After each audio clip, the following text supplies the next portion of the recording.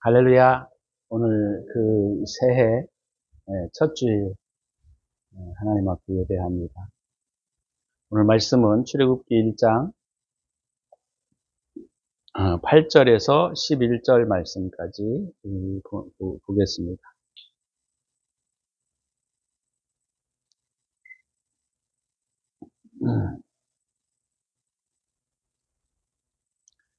요셉을 알지 못하는 새 왕이 일어나 애굽을 다스리더니 그가 그 백성에게 이르되 이 백성 이스라엘 자손이 우리보다 많고 강하도다. 자, 우리가 그들에게 대하여 지혜롭게 하자. 두렵건대 그들이 더 많게 되면 전쟁이 일어날 때에 우리 대적과 합하여 우리와 싸우고 이 땅에서 나갈까 하노라 하고 감독들을 그들 위에 세우고 그들에게 무거운 짐을 지워 괴롭게 하여 그들에게 바로를 위하여 국고성 비돔과 라함셋을 건축하게 하니라. 아멘. 오늘 말씀을 중심으로 연합이라는 말씀으로 제목으로 함께 말씀을 나누려고 합니다.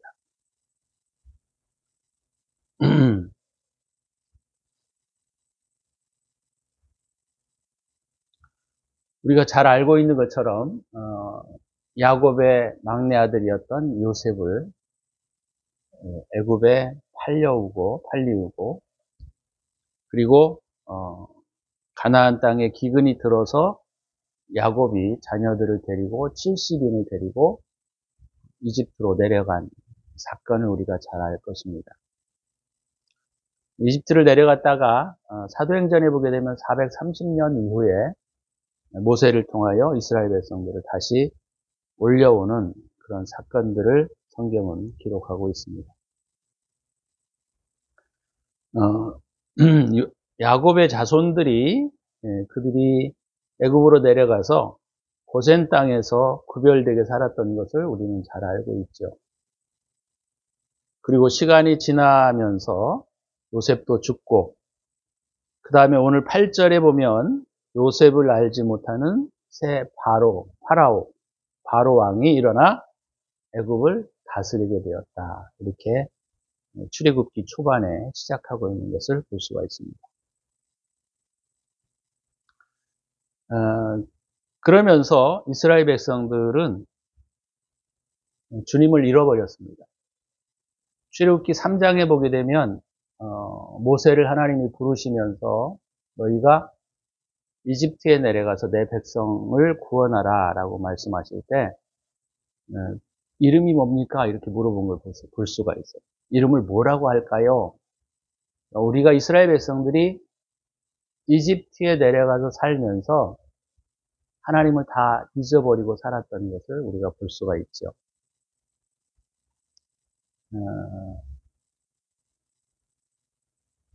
이것은 그냥 단순히 역사적으로도 사실이겠지만 우리의 심령, 우리의 내면적 여행에 대한 부분들을 가르쳐주고 있는 중요한 부분입니다.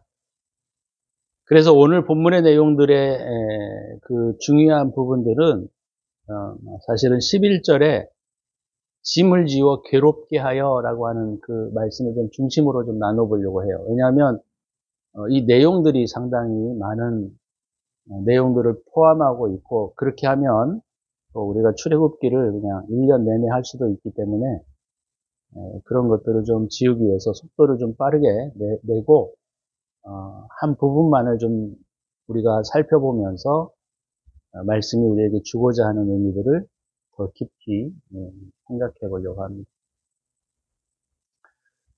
이스라엘 백성들은 그 이집트에 내려가서 사실은 뭐냐면 본향을 잃어버렸어요. 본향.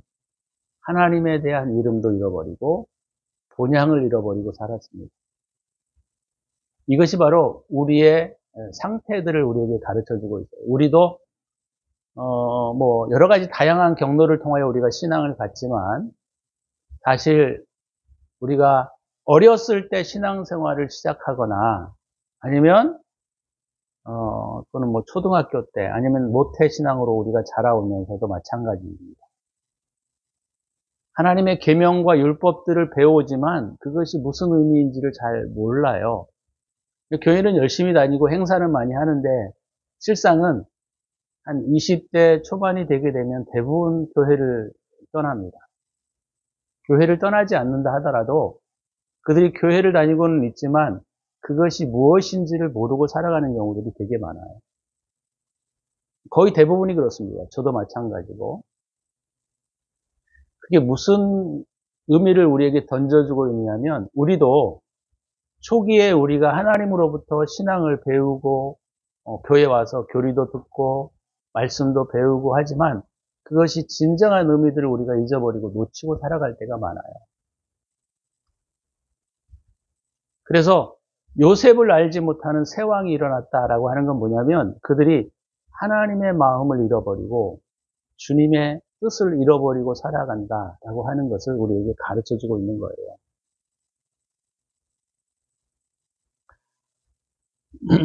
그래서 왜 잃어버리느냐?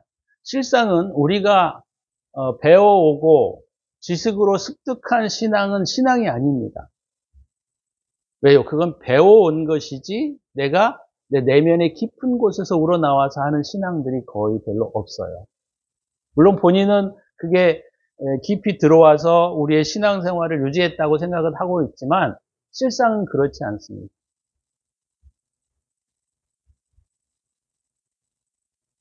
그건 여러 가지 이유 때문에 일어나게 되는데 첫 번째는 뭐냐면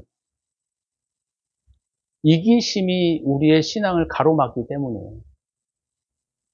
우리가 신앙생활을 하고는 있지만 주님을 믿고 있다고 스스로는 알고 있지만 실상은 이기심에 합당한 신앙의 내용들만 받아들이는 경우들이 되게 많아요. 그래서 우리가 인생을 보게 되면 인생의 여정도 똑같습니다. 1세에서 약 17세까지가 배우는 시기예요. 배우는 시기. 그때는 지식을 습득하는 거예요. 신앙도 마찬가지로 어느 단계까지는 우리가 신앙의 내용들을 배우는데 우리가 익숙한 것이지 내가 하나님의 말씀대로 신앙을 실천해 간다라고 하는 건 쉽지 않은 것이죠. 그러니까 1세에서 약 20대, 20에서 40세, 40에서 60세 이렇게 우리 인생을 나눌 수가 있게 되는데 1세에서 20세까지가 뭐 하는 시기냐면 배우는 시기예요. 신앙도 마찬가지예요. 배우는 시기가 있고 이제 그것을 내 삶에서 적용하는 시기가 20에서 40세입니다. 이때가 제일 힘든 시기예요. 왜요?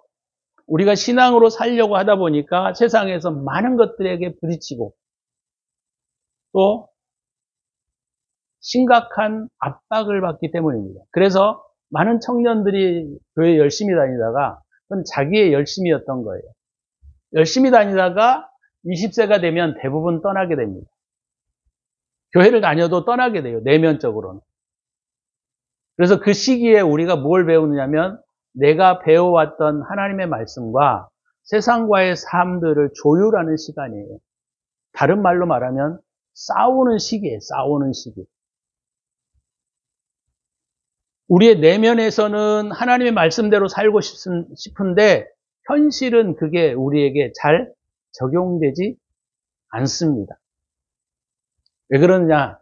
그것은 우리가 자아 실현을 하고 목표로 그걸 두고 있기 때문에 또는 성공을 목표로 두고 있기 때문입니다.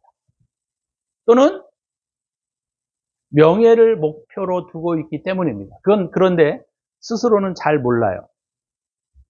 그래서 시간이 되게 되면 내가 이렇게 살아가야 되는데 그게 잘 안 되고 자꾸 세상의 어떤 삶에 또는 어떤 이기주의적 본향으로 우리가 살아가는 태도의 모습들을 볼 때마다 스스로에게도 실망하고 그리고 내가 이렇게 살아도 되나라고 하는 상당한 인생의 괴리감들을 느끼는 때가 20에서 40세 시간이에요. 영적으로는 이때가 싸움의 시기요, 고난의 시기요, 광야의 시기다 이렇게 볼 수 있다는 거예요. 그래서 우리가 성경에 보게 되면 에베소서에서도 처음에는 자녀들아, 그 다음에 청년들아, 장년들아 이렇게 나누잖아요. 이 세 시기들을 우리가 신앙적으로 구분할 필요가 있다라고 하는 거예요. 나는 나이가 먹었으니까 나는 50대의 삶을 살아간다 이렇게 보는 게 아니고 영적으로는 내가 아직도 세상 것들에게 눈이 이렇게 열려 있고 세상의 성공의 목적을 두고 하나님을 믿는다고 한다면 이 사람은 아직도 영적으로 이제 20세 시기에 들어가는 시기이다. 이렇게 볼 수 있다는 거죠.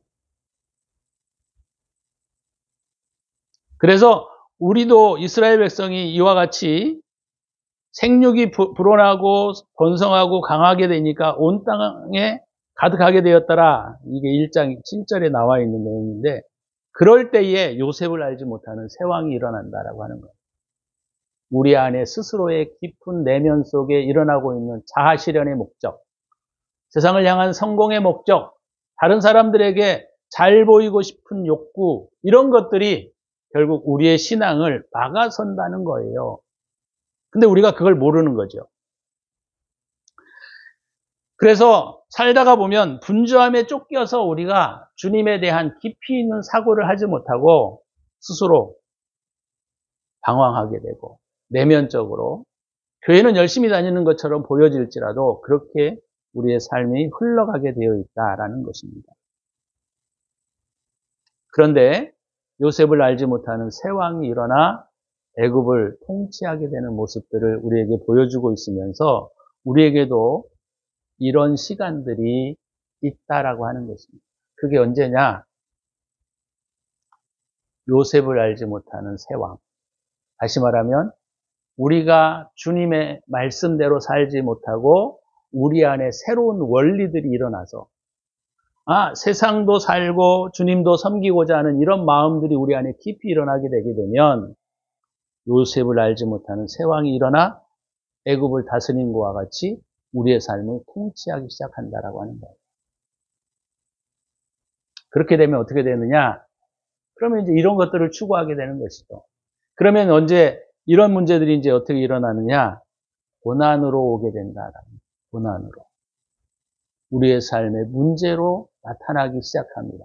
마치 요셉을 알지 못하는 새 왕이 일어나서 이스라엘 백성들을 압박하고 그들을 핍박하는 것과 같이 우리의 삶에 있어서도 교회는 열심히 다닐지 모르겠지만 교회를 다니든 안 다니든 중요한 것은 고난이 시작된다라고 하는 거예요.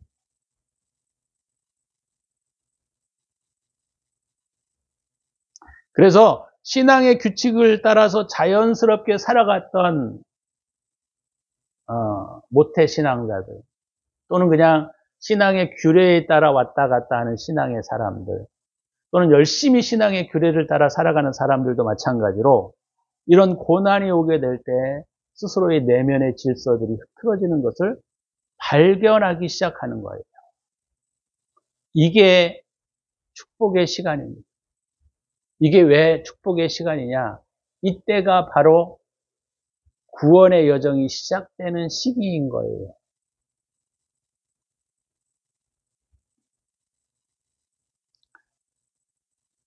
그래서 잘 될 것 같았는데 문제가 있고 열심히 살았던 것 같은데 문제가 있고 또 행복하게 살아왔던 것 같은데 문제가 있다라고 하는 것은 뭐냐면 이 내면의 질서들이 무너지는 것을 발견하기 시작하는 시기이다. 이렇게 볼 수 있다는 것이죠. 그래서 고난을 통하여 오늘 우리가 이 11명의 지금 그 이스라엘의 지파들이 위에 기록이 되어 있는데 이런 것들을 통하여 우리의 신앙의 질서가 흐트러져 있다라고 하는 것을 발견해야 한다는 거예요.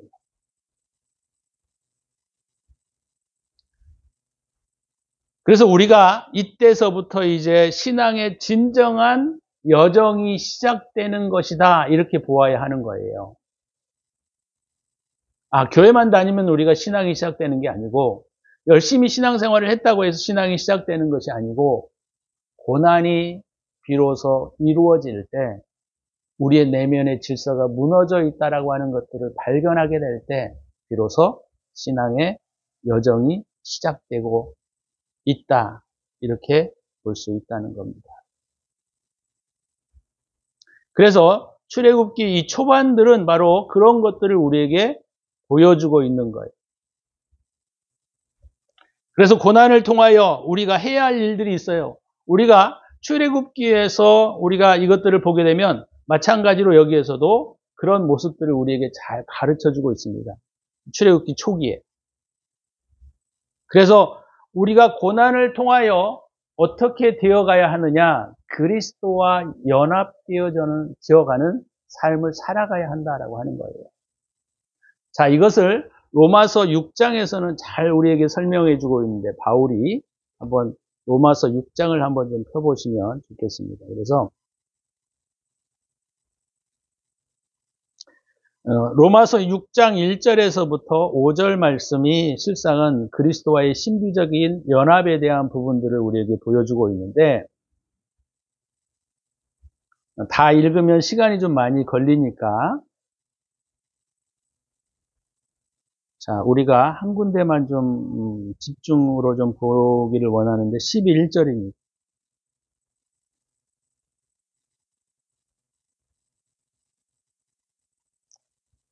이와 같이 너희도 너희 자신을 죄에 대하여는 죽은 자요.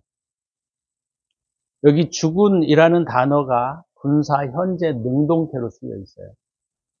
분사라고 하는 것은 뭐죠? 계속 하고 있는 이런 뜻을 가지고 있습니다. 그러니까 다시 제가 이게 설명을 드리면, 이와 같이 너희도 너희 자신을 죄에 대하여는 죽고 있는 자요. 죽어가고 있는 자요. 이렇게 그리스도 예수 안에서 하나님께 대하여는 살아있는 자로 여길지어다. 신기하죠, 이게. 우리 그 성경에서는 과거형으로 쓰여져 있어요. 과거형과 같이 죽은 자요. 근데 그 헬라어에는 분사 현재 능동태로 쓰여 있습니다. 그러니까 죽고 있는 자, 죄가 빠져나가고 있는 중. 다시 말하면 제가 표현하는 걸로 말하면 뭐라고 표현할 수 있냐면, 질서가 잡혀가는 과정 중, 이렇게 말할 수 있다는 거예요. 신비한 연합이라고 하는 것은 내가 죽고 있는 만큼 주님의 생명이 들어오는 것이고, 내가 죽어지는 만큼 그리스도의 생명과 연합이 이루어진다, 이렇게 말하고 있다는 거예요. 그래서 우리가 그리스도와의 신비한 연합이다라고 표현했을 때, 단순히 그냥 우리가 예수 그리스도를 믿음으로 신비한 연합이 이루어지는 것이 아니고, 성경에서는 우리의 죄가 빠져나가고 있는 중이어야 한다는 거예요.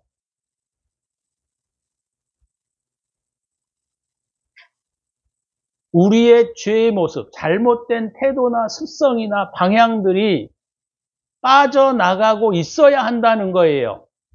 그게 없으면 우리가 그리스도와의 연합이 이루어지지 않는다는 겁니다. 로마서 6장은 우리에게 그리스도와의 신비한 연합을 말하고 있는데, 베드로후서 1장 5절에는 우리에게 이것을 신화라 그래요. 신화. 그래서 동방신학에서는 이것을 신처럼 된다라는 표현으로 쓰고 있어요. 이걸 영어로는 데이피케이션이라고 말합니다. 신화된다. 내가 그리스도와 같이 된다라는 말이에요. 그래서 동방교회의 신학을 우리가 살펴보게 되면 굉장히 중요한 표현들을 쓰고 있는데, 그것이 바로 뭐냐면, 내가 죽어가고 있는 만큼 그리스도가 채워진다라고 하는 의미를 가지고 있어요. 그것이 영화의 과정이요 신화의 과정이다, 이렇게 표현하고 있다는 거예요. 그런데 우리 서방신학의 역사의 유래를 받은 우리는 예수 그리스도의 죽음을 믿으면 그리스도와의 연합이 이루어진다라고 표현하고 있어요. 물론 그게 뭐 다 틀렸다라고 보기는 어렵지만, 그리스도를 우리가 믿음으로 연합이 시작되어 가고 있는 거예요. 근데 이런 표현들은 우리가 로마서에서 아까 우리가 보았던 것처럼 더 명백하게 우리에게 가르쳐주고 있습니다. 다시 말하면 우리의 삶의 악한 부분, 나쁜 부분, 악이 빠져나가야 그리스도로 채워짐으로 신비한 연합이 이루어진다, 이렇게 말할 수 있다는 거예요. 다른 표현으로 말하게 되면 이 출애굽기는 사실 결혼에 비유할 수 있습니다. 결혼. 어떤 결혼이냐? 그리스도와 우리와의 결혼을 우리가 이 출애굽기에서 우리에게 가르쳐주고 있는 부분이기도 해요. 그리스도와 우리와의 연합이 이루어지기 위해서는 우리의 죄가 죽어가야 한다는 것.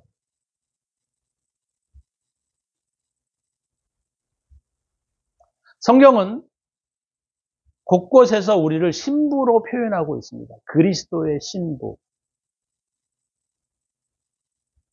자, 그리스도의 신부라고 표현을 하게 될 때 이 출애굽기 구조는 1장에서 13장까지가 신부가 자기를 의식하는 과정이다 이렇게 볼 수 있어요. 그 다음에 14장에서 18장이 신부로서 증명되어야 할 자격들을 우리에게 가르쳐주고 있는 부분입니다. 그 다음에 가장 지난주에도 제가 말씀을 드렸던 것처럼 출애굽기 19장에서부터 25장까지가 뭐냐, 이게 이스라엘 백성들이 시내산에 올라와서 하나님의 계명을 받는 장면이에요. 이것을 우리가 언약식이다 이렇게 볼 수 있어요.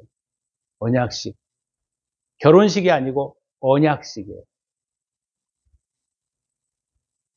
왜냐하면 19장에서 하나님께서 이스라엘 백성들을 불러 모으고 그들에게 쉽게 말하자면 신부로서의 어떤 삶을 살아가야 하는지에 대한 부분들을 가르쳐주는 부분이고, 그걸 통하여 언약하는 부분.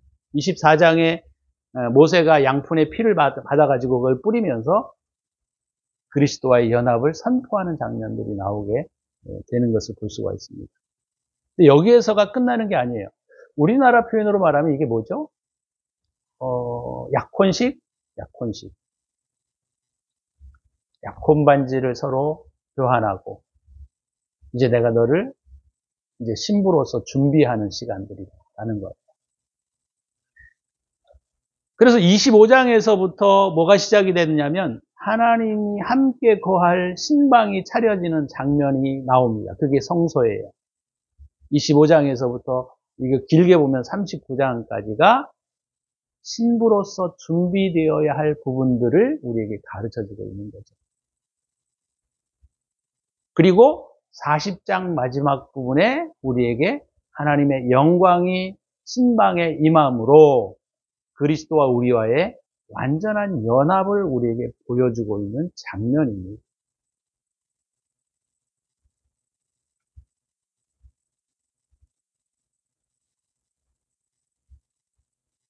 그래서 우리가 신앙의 과정들이라고 말을 할 때 이 출애굽기는 또한 어떤 면에서는 우리와 그리스도와의 연합을 가르쳐주고 있는 부분입니다. 그래서 25장에서부터 39장까지가 우리에게 뭘 가르쳐주고 있냐면 신부로서 준비하는 과정이에요. 왜 그렇게 말씀을 드리냐면 유대인들의 결혼식을 성경에서 많이 표현하고 있는데, 유대인의 결혼식은 약혼을 하고 난 다음에 신랑이 떠납니다. 그리고 1년이 있다가 난 다음에 다시 돌아와서 결혼식을 하는 거예요. 근데 이게 되게 중요한 부분입니다. 왜냐? 1년을 떠나는 시간들이 여자로서 정결성을 증명해야 되는 시기예요. 만약에 여자가 말이죠, 다른 남자와 만약에 관계를 가졌다 그러면 10개월에 뭐가 나옵니까? 아이가 나오잖아요. 그러니까 이런 과정들이 바로 뭐냐면 10개월, 1년을 기다리게 함으로써 신부의 정결성을 증명해야 하는 시간들인 거예요. 그렇게 되어야만 40장에서 주님의 영광이 임하여, 성소의 영광이 임하여 신자와 그리스도가 서로 연합하는 완성이 이루어지는 결혼식이다, 이렇게 볼 수 있다는 거죠. 그래서 오늘 저와 여러분들이 오늘 이 본문의 말씀들을 이렇게 이런 측면에서 우리가 살펴보게 되면, 이제 출애굽기 1장의 시작은 바로 어디에서 이루어지느냐면 바로 그들이 고난을 겪을 때에 이루어진다, 이렇게 볼 수 있다는 거예요. 그래서 고난을 통하여 우리가 고난이 쓸모없는 고난이 되기도 하고 의미 있는 고난이 되기도 해요. 그건 바로 뭐냐면 우리가 어떤 태도를 취하느냐에 따라 다른 거예요. 그래서 그 고난이 어떤 고난으로 시작이 되어야 되느냐면 구원의 여정이 되는 고난이 되어야 합니다. 그것이 아니라 그냥 망하는 여정이 되는 사람들도 많고 구원의 여정이 시작되는 것이 되는 사람들도 있어요. 그렇다고 볼 때 저와 여러분들이 오늘 본문을 통해서 우리가 배워야 하는 것은 뭐냐면 고난은 우리 구원의 여정이 시작되었다 이렇게 보셔야 한다는 거예요. 그러나 우리가 잊어버리지 말아야 할 건 바로 뭐냐면 이 고난을 통하여 우리의 잘못된 태도들을 씻어내는 과정들이 출애굽기 1장에서부터 언제까지? 39장까지 우리에게 보여주고 있는 내용들이다라고 볼 수 있는 것이죠. 우리가 새해를 시작하면서 우리가 오늘 이 말씀을 통해서 우리가 배워야 할 것은 바로 뭐냐면 고난을 통하여 저와 여러분들이 새로운 삶의 태도를 우리에게 만들어내고 우리의 잘못된 태도들을 버리고 새로운 삶의 모습으로 우리가 변화가 되어질 때 우리는 주님과의 연합이 되어지는 과정이 될 수 있다라고 하는 것입니다.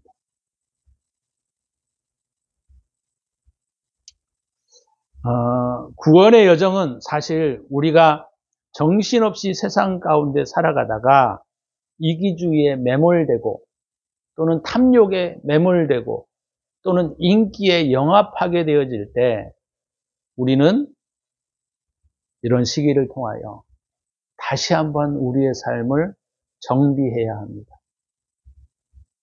어떻게 정비해요? 우리가 잘못된 태도를 고쳐가야 돼요. 아까 제가 로마서 6장에서 말씀을 드렸던 것처럼 죽어가야 합니다. 우리의 잘못된 태도들이 빠져나가야 합니다. 우리의 잘못된 태도들이 죽고 있어야 합니다. 그래야 그리스도의 새 영이 우리 안에 들어와서 우리를 차지하게 될 때 우리가 그분과 동질한 삶의 모습으로 변화될 수 있고 그렇게 되어질 때 출애굽기 40장이 이루어지는 것이지 내가 예수를 믿는다고 내가 교회를 다닌다고 내가 열심히 신앙생활을 한다고 해서 그리스도와의 연합이 이루어지는 것이 아니라는 거예요.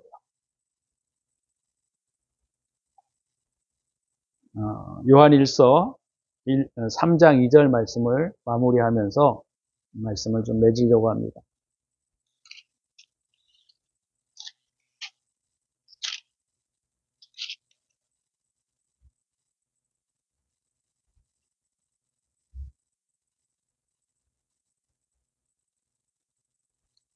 요한일서 3장 2절 말씀을 제가 봉독해 드리겠습니다. 사랑하는 자들아, 우리가 지금은 하나님의 자녀라. 미래의 장래에 우리가 어떻게 될지는 아직 나타나지 아니하였으나 주님이 나타나시면 우리가 예수 그리스도와 같을 줄을 아는 것은 주님의 참모습 그대로 볼 것이기 때문이니 주를 향하여 이 소망을 가진 자마다 그의 깨끗하심과 같이 자기를 깨끗하게 하느니라. 죄를 짓는 자마다 불법을 행하나니 죄는 불법이라.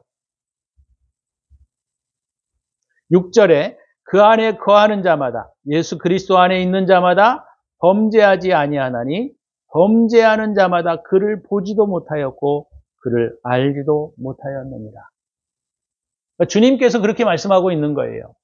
주님이 우리가 그분과 이렇게 딱 실제로 대면하게 될 때 우리의 모습 속에 그분의 모습이 있고 그분의 모습 속에 우리의 모습이 있다는 거예요. 이것이 신비한 연합의 과정인 거예요. 그냥 내가 예수를 믿기 때문에 신비한 연합이 이루어지는 게 아닙니다. 그리스도인들이 착각하고 있는 것들이 이거예요. 그래서 자기를 깨끗게 하지를 않아요. 근데 요한일서 3장 3장 아까 3절이었죠? 주를 향하여 이 소망을 가진 자마다 그의 깨끗하심과 같이 자기를 깨끗하게 하느니라. 교회를 열심히 다닌다고 해서 그리스도와의 신비한 연합이 이루어지는 게 아니고, 규례를 잘 지킨다고 해서 연합이 이루어지는 것이 아니고, 우리를 그리스도께서 깨끗하신 것 같이 우리도 그분과 같아져야 연합이 이루어진다라고 하는 거예요. 그렇다고 할 때 저와 여러분들이 올 한 해 동안에 우리의 잘못된 태도와 습성들을 발견하여 고치지 않으면 그리스도와의 연합은 이루어지지 않습니다. 저와 여러분들이 올 한 해 우리의 잘못된 태도, 잘못된 습관, 잘못된 모습들을 하나씩 발견하여 그것들을 버리고 그 버린 만큼의 주님으로 채워지셔서 우리가 올 한 해 동안에 주님과의 신비한 연합, 주님과의 신비한 결혼이 이루어지는 저와 여러분들의 삶이 되시기를 주의 이름으로 축원합니다. 저와 여러분들이 그와 같이 오늘 기도했으면 좋겠어요. 주님, 주님과 신비한 연합이 이루어지게 하여 주시옵소서. 올 25년도에 주님, 우리가 그리스도와의 신비한 연합이 이루어지게 하여 주시어서 주님이 우리를 보실 때 주님의 모습을 보는 것과 같이 되고 우리가 주님의 모습을 볼 때 우리가 주님과 닮아 있구나라는 것들을 명확하게 볼 수 있는 저희들이 되게 하여 주옵소서. 이렇게 기도하는 시간을 갖도록 합니다. 기도합니다.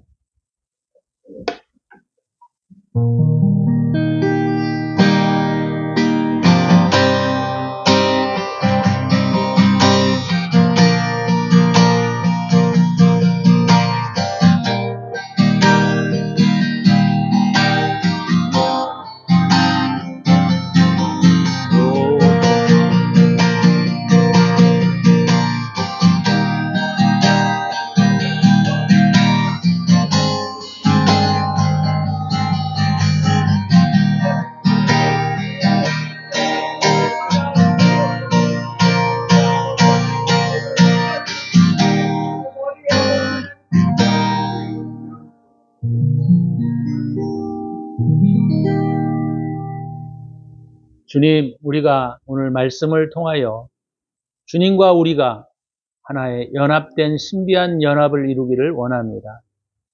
우리의 나쁜 습성들, 태도들, 잘못된 성향들, 이런 것들을 우리가 다 버리게 하여 주옵소서. 그것들과 싸울 수 있도록 저희들에게 힘을 주시옵소서.